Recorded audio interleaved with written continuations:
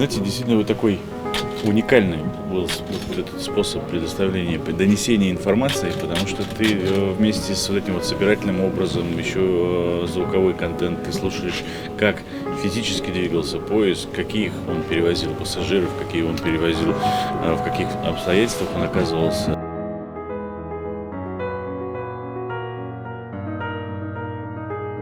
7 вагонов основных, да, где приходят люди. Здесь начало идет от того, как еще не началась война, и все заканчивается тем, как война закончилась.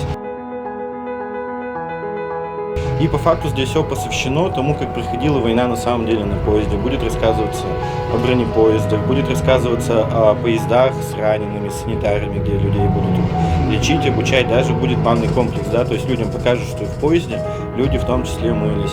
Расскажут историю о Паулюсе, да, когда его захватили, как он ехал в поезде. На Рокоссовском также будет представлено. В принципе, я думаю, люди уйдут отсюда с большим количеством эмоций, и я думаю, многие будут на самом-то деле плакать, потому что достаточно трогательные и задевающие за душу истории здесь будут. 570 человек у нас записалось, и на самом деле есть еще больше людей, желающих прийти.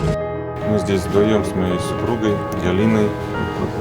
Мы ждали это событие, потому что слышали о том, насколько уникальна эта экспозиция, сколько много исторических фактов и труда вложено в ее подготовку. И, безусловно, прибытие этого поезда к нам в город Ижевск – это большое событие.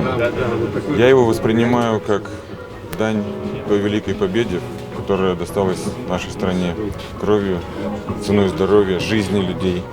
И, конечно же, сохранение исторических фактов, передачи их с поколения в поколение – это, наверное, важный, самый важный смысл вот таких поездов, такой экспозиции.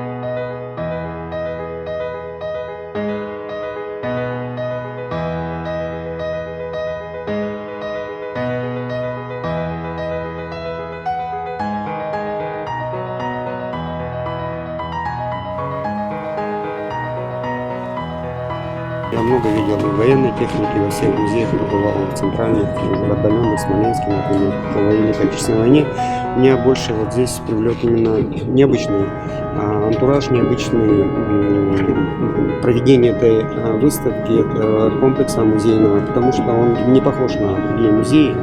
И через призму именно железных дорог, а железные дороги у нас артерии нашей страны, жизненно важные. Это смотрится уже совершенно по-другому. Я думаю, что и мои внуки тоже ощутили, что что-то новое, что-то узнали, что-то зацепило. Но, в принципе, вся экспозиция, конечно, заслужит уважения. И страшно, и в то же время слезы прямо на глазах. Впечатления очень хорошие. Я говорю, еще раз повторяю, как будто мы побывали в той атмосфере, когда эти люди защищали нашу Родину. Вечная память героям.